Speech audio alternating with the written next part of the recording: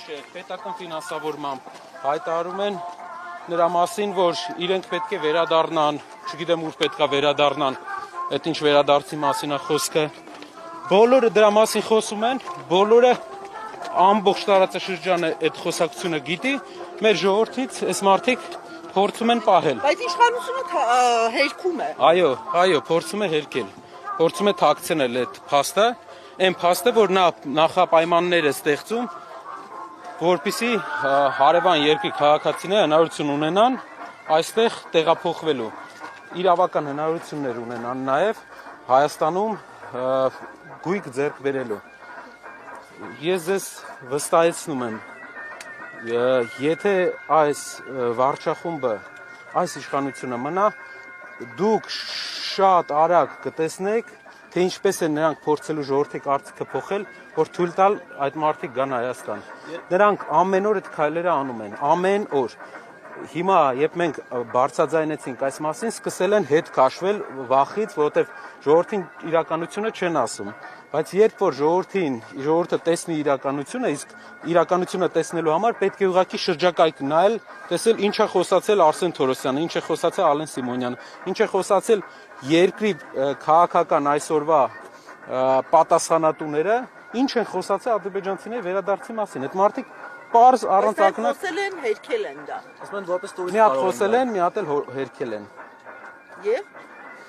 Հերքել են նրանից հետո այն բանից հետո, երբ որ մենք այդ հարցը բարձրացրել ենք, ու նախընտրական հերքում է դա, ոչ թե իրական հերքում է։ Որպես տուրիստ գալու համար պետք չէր ասել, որ ադրբեջանցիները վերադառնան իրենց տներ։ Ալեն Սիմոնյանը իր խոսքում ասեց, վերադառնան, այստեղ բնակվեն, այդպես էլ ասել է, կարող եք մտնելի մեջ, նայեք, իր խոսքերն է դա։ Մյուս բանն էլ Ադրբեջանի նախագահը բառացի,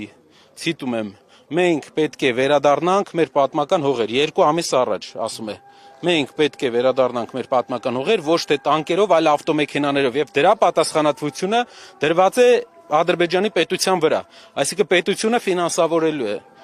Ադրբեջանի հոգևոր առաջնորդի տեղակալը, ոնց որ մեր կաթողիկոսի այդպիսի ձևաչափ չկա, բայց տեղապահ, օրինակ, մեր ցավոք տեղապահները հիմա ուրիշ բանով է տեղապահը զբաղված, բայց մեր կաթողիկոսի ոնց որ տեղապահը հայտարարություն անի, նույն ձև էլ Ադրբեջանի հոգևոր առաջնորդի Փաշազադեի տեղակալը հայտարարություն է արել։ Ասել է, որ ադրբեջանցիները այստեղ ունեցել են 400 թե 500 մզկիթ, եւ այդ մզկիթները պետք է վերակառուցվեն ու վերադարձվեն Ադրբեջանի հոգևոր խորհրդին։ Պարոն Կարապետյան, զարմանալի չի, որ այս թեզը 300,000 ադրբեջանցիների Հայաստան գալու թեզը խոսում է արդեն 4 տարից ավելի, բայց հիմա են իշխանությունները այտենց ակտիվ այդ ամեն ինչը հերքում, այսինքն հակադարձում նաև ձեզ, այսինքն ընդդիմությանն է այս պարագայում հակադարձում, ոչ թե Ադրբեջանի իշխանություններին։ Նա կարող է պարզ ուղղակի հայտարարություն անել, կարող է պարզ հայտարարություն անել։ Մենք առաջարկում ենք մի բլոկ օրենսդրական բլոկ, որով կփակենք այս հարցը։ Կոչվում է Հակա Սաֆարովյան օրենք։ Անունն էլ խորհրդանշական է։ Ինչ ենք անելու։ Ադրբեջանի որևէ քաղաքացի իրավունք չի ունենալու Հայաստանի դեմ ագրեսիա արած յուրաքանչյուր երկրի, ոչ միայն Ադրբեջանի քաղաքացի իրավունք չի ունենալու Հայաստանում գնել հող, գնել գույք։ Հայաստան կարող է գալ 10-15 օր գնալ։ Եվ վերջ։ Հակա Սաֆարովյան օրենքը մենք շատ արագ ընդունելու ենք, որտեղ խաղաղությունից պայմանագրից հետո մենք տեսնում ենք, որ Ադրբեջանը լուրջ ֆինանսական ռեսուրսներ է դնելու, որ վերաբնակեցնի այստեղ։ Ձեզ մի օրինակ բերեմ, 2 օր առաջ մենք գնացել էինք Լոռի, Լոռվա հյուսիս տաշիրում էինք։ Մեր մոտ Մեծավանում կա Մեծավան գյուղ ու սահմանից այն կողմ վրացական հատվածում կա ադրբեջանական գյուղ։ Մեծավանում մենք ունեինք 3 դպրոց։ Այսօր 1 դպրոց է մնացել, որովհետև ժողովուրդը լքում է։ Հիմա փակում են 2-րդ դպրոցը, 1 դպրոց է ընդամենը մնացել։ Ադրբեջանցիները 88 թվականին սահմանից այն կողմ ունեին մանկապարտեզի չափ փոքր մի հատ դպրոց։ Հիմա 2-րդ դպրոցն են կառուցում։ 2 դպրոց արդեն ունի ադրբեջանական գյուղը, իսկ մեր Մեծավան գյուղը 3 դպրոցից 1-ն է մնացել։ Ինչ է սա նշանակում։ Նրանք շատ ավելի արագ են, գյուղաբնակ ադրբեջանցիները շատ ավելի արագ են աճում թվականակով, քան մեր ժողովուրդը։ Մեր ժողովուրդը գնում է արտագնա աշխատանքի, քանի որ աշխատանք չկա այստեղ։ Դատարկվում են գյուղերը։ Պատկասում եք 3 դպրոցից մեկն ենք ունեցել, իսկ իրենք մի հատ փոքր դպրոց էլ չէր 80-ականներին։ Հիմա դարձել է արդեն 2 դպրոց։ Ու Բաքվից ֆինանսավորվում են այդ մարդիկ։ Կա Բաքու այդ գյուղ, մեր սահմանից էս կողմ, Բաքու այդ գյուղ ավտոբուս է գնում գալի, ֆինանսավորվող էժան կապ են ստեղծում իրար մեջ։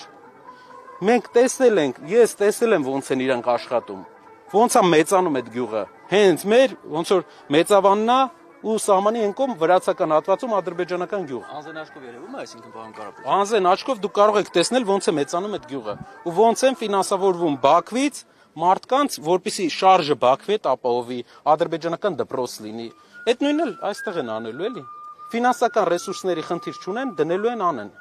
Պարոն Կարապետյան, ընտրությունից 1 շաբաթ առաջ Դոնալդ Թրամփը իր աջակցությունն է հայտնել Նիկոլ Փաշինյանին։ Արդյոք սա միջամտություն չէ ընտրություններին։ Եվ նաև հիշենք, թե ովքեր են Նիկոլ Փաշինյանին աջակցություն հայտնել։ Փաշինյանին աջակցություն են հայտնել Էրդողանը, Ալիևը, Եվրամիությունը։ Սա աջակցություն չեք դիտարկում։ Ես ձեր նշած գործիչների աջակցությունը շատ մտահոգիչ է, բացի Դոնալդ Թրամփը նա մեր բարեկամ երկրի ղեկավարն է, ես վստահ եմ փոփոխությունից հետո նա աջակցություն է հայտնելու նաև Սամվել Կարապետյանը։ Պարոն Կարապետյան, նախորդին Նիկոլ Փաշինյանը հայտարարեց վստահաբար, որ ԵԱՏՄ-ից իրենք դուրս չեն գալու։ Ձեզ համար ընդհանրապես հասկանալի է այս քաղաքականությունը, որ վարվում է այսօր։ Մի օր խոսում ենք ԵՄ-ի անդամակցության, այդ ով գնալու մասին, հաջորդ օր խոսում ենք ԵԱՏՄ-ի մասին, արանքում տուժում է գյուղացին, որովհետև գյուղացիների վրա անդադ սահմանափակումներ կիրառ Ռուսաստանը։ Սա շատ լավ օրինակ է։ Մի ամիս առաջ ասում էր, որ դուրս են գալու, հիմա ասում է դուրս չեն գալու, նույնն էլ ադրբեջանցիների վերադարձի հարցը։ Խաբում են։ Նախընտրական սուտ խոստում է։ Ժողովրդին չեն ասում, որ գյուղացիներին չեն ասում, որ ձեր բերքը իր քաղաքական վիրաժների արդյունքում գյուղացու բերքը մնալու է փչանա։ Մենք տասնյակ արդեն վիդեոներ կան, բաներ կան, թե մարդիկ ոնց են թափում բերքը։ Միլիոնավոր դրամների վնաս է կրում։ Դուք այդ խնդրի լուծումը ինչպես եք պատկերացնում, պարոն Կարապետյան։ Խնդիր չկա, պետք է հարաբերությունները լավացնել Ադրբեջանի հետ չկենտրոնանալ միայն Ադրբեջանի հետ հարաբերությունները կարգավորելու վրա հույսը չդնել միայն, մեր հին դաշնակիցների հետ լավ հարաբերություններ պահպանել, որպեսզի կարողանանք հավասարակշռենք։ Մի հատ հայտարարություն է արվել շատ հետաքրքիր։ Այդ հայտարարության մեջ ասվում է Հայաստանը իրեն երաշխավոր է ընտրում իր համար վտանգ ներկայացնող երկիրը։ Դա աշխարհում անօրինակ փորձ է, որ այն երկիրը, որը մեզ վտանգ է ներկայացնում մեզ համար, մենք ուզում ենք նա լինի մեր անվտանգության երաշխավորը։ Ասենք, տեսեք ուր ենք։ Ու այդ երկիրը ոնց է կարծում, իր ամբիցիաներ չի ունենա Հայաստանը կլանի։ Իհարկե կունենա, բնակչությունն է 80 միլիոն, 10 միլիոն, 90 միլիոն թուրքական շրջապատում ենք։ Մենք պետք է պահենք Հայաստանի հայկականությունը։ Եվ դա է մեր հիմնական քայլը այս պահին, մեծ հայ ժողովրդի համար մեծ փոփոխություն բերող քայլը, որ զարգացնենք Հայաստանը, փորձենք ապահովել այնպիսի միջավայր, որ մեր հայրենակիցները վերադառնան Հայաստանի բնակչությունը իրապես աճի։ Ոչ թե ասֆալտ անենք, մի հատ գործարան, որևէ համայնք ուր գնացել եմ, Երևանից դուրս մի հատ գործարան չի կառուցվել։ Բոլոր տեղերը կնեք, Թալին գնացինք, որևէ բան չի կառուցվել գործարան։ Ստեփանավան գնացինք, որևէ բան չի կառուցվել, չի կառուցվում։ Գործարաններ չեն կառուցվում, մարդիկ չեն աշխատում, ինչ անեն։ Ստեփանավանը Հայաստանի ամենագեղեցիկ վայրերից մեկն է։ Տուրիստ չտեսանք մի հատ։ Մայիսին ամենալավ սեզոնին։ Ինչի համար, որովհետև ոչ մի պրոյեկտ չեն անում։ Պարոն Կարապետյան, ես ուզում եմ հենց ԵՏՄ-ի մասին հարցնել։ Դուք ասում եք, որ մեկ հայտարարում են դուրս են գալու, մեկ հայտարարում են մնալու են։ Ճիշտ ասած, ես չեմ հիշում հայտարարություն, որ կոնկրետ դուրս գալու մասին է եղել։ Կհիշեցեք, դա երբ է եղել։ Միշտ ասվել է կգա պահը եւ որոշում կկայացվի Եվրամիության եւ Եվրասիական տնտեսական միության միջև ներողություն հարցս ավարտեմ եւ հիմիկվա այս լարվածությունը, այս հայտարարությունները, հա, դուք կարծում եք ինչքան հեռուն կգնան օրինակ ԵՏՄ-ում Հայաստանի դաշնակիցները, մանավանդ որ իշխանությունը կարծում է, որ ամսի 8-ին իրենց հաղթանակով, ես ցիտում եմ, ամեն ինչ ավարտված է լինելու։ Դուք ճիշտ ցիտեցիք, ճիշտ ասեցիք, կոնտեքստը հնչում էր այնպես, որ ԵՄ, ԵԱՏՄ հակադրության մեջ, երբ որ ԵՄ մտնելու ժամանակը գա, ԵԱՏՄ-ից դուրս կգա, դա կոնտեքստը ընդհանուր խոսքի այդպիսինն էր։ Որոշումը կկայացվի, բայց կոնկրետ Ցիտումը ճիշտ ցիտեցիք, բայց ճիշտ ցիտեցիք։ Այո, բայց կոնտեքստը բոլորը հասկացան, ինչի մասին է խոսքը, բայց այո, ճիշտ եք։ Մյուս հարցը ԵՏՄ-ի դաշնակիցները ինչ եք կարծում այս լարվածությունը, հայտարարությունները, մինչև ուր կարող է գնալ, որտեղ իշխանությունը կարծում է, որ իրենց հաղթանակով դա նախընտրական էլի բան է, ամեն իրենց հաղթանակ չի լինի, ամսի 8-ին մեր ժողովուրդը վերջապես կորոշի գնալ հենց իրապես կառուցվող Հայաստանի մոդելը երկրի։ Մենք պետք է փոխենք, այնպիսի մոդել սարքենք, որ մեր երկիրը մասնակցի տարածաշրջաներում աշխատատեղերի ստեղծմանը, կառուցի երկիրը երկարաժամկետ մարդկանց համար կենսապահովման միջոց ապահովող միջավայր։ Իսկ հիմիկվա մոդելով, եթե մենք գնացինք, եթե Աստված չանի, այս մարդիկ շարունակեցին, համ հարաբերությունների հիմնական դաշնակցի հետ է վատանալու, համ հիմնական գնորդի հետ է վատանալու։ Դրա դիմաց նա ուզում է ստանալ 2 հատ շնորհավորանք Ադրբեջանից եւ Թուրքիայից, բայց ելի եմ ասում, մեր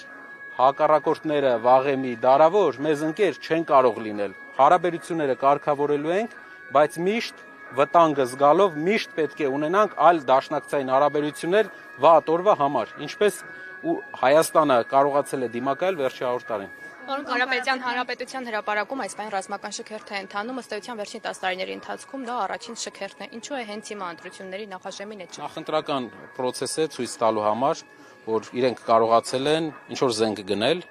բայց ես վստահ եմ, որ հաջորդ իշխանությունները զենքը նվեր են ստանալու, շատ էժան են գնելու եւ Հայաստանը ունենալու է լուրջ անվտանգային համակարգ, որ զենքերը իրար հետ համահունչ են լինելու։ Այսինքն մասնագիտական առումով մասնագետները ձեզ կներկայացնեն, որ կա անհամահունչություն մեր զինանոցի մեջ, իրար հետ չեն խոսում։ Եվ դա բերելու է մեծ խնդիրների, բայց դա ավելի շատ մասնագետները կներկայացնեն։ Կտեսնեք։ ԿՊ քարոզարշավի ժամանակ Նիկոլ Փաշինյանը ասել է, որ տրանզիտի հաշվին սեփական գազ ենք ստեղծելու։ Այս մասով ինչ կասեք։ Չեմ ուզում ոչ մի բան պատասխանեմ սեփական գազի մասին իր պնդումներին։ Շնորհակալ եմ։ Այսինքն դուք չեք հավատում, պարոն Կարապետյան, այդպիսի հեռանկարի, որ կարող է Հայաստանով անցնել գազատար եւ Հայաստանին դրա համար վճարվի։ Եկեք ավելի խորքային ուսումնասիրենք հարցը, նոր պատասխանենք, բայց կարծում եմ, որ Հայաստանը գազի կախվածությունից ձերբազատվելու լավ ծրագիր ունենք մենք։ Ուղղակի մի քիչ տնտեսական է, կարող եմ ներկայացնել։ Դա Իրանի հետ բարտերի լայնացումն է։ Հայաստանը արևային Խողովակի նկատի ունեք լայնացում։ Խողովակը այս պայն 30% է ծանրաբեռնվածությունը ընդամենը։ Մենք պետք է բարտեր սկսենք անել արևային էներգիան այստեղից Հայաստանից, քանի որ շատ զարգացած է եւ ընդհանրապես Եվրոպայում ամենալավ արևային էներգիայի համար գոտին է Հայաստանը։ Մենք շատ մեծ քանակի արևային էներգիա ենք տալու Իրանին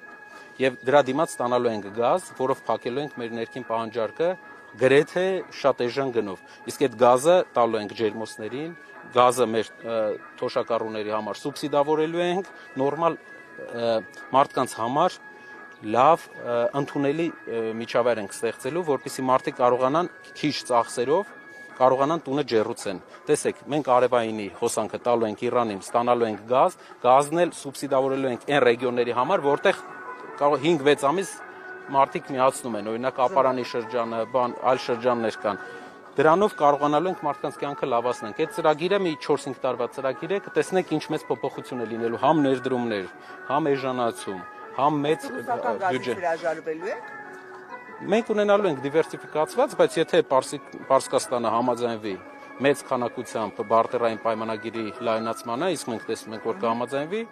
մենք կբալանսավորենք, Այսինքն հաղթանակի դեպքում չեք հրաժարվի այնուհանդերձ ռուսական գազից։ Մենք դիվերսիֆիկացիան ամեն դեպքում գծերի կպահենք, բայց գազից կախվածությունը որպես գումար դուրս հանելու,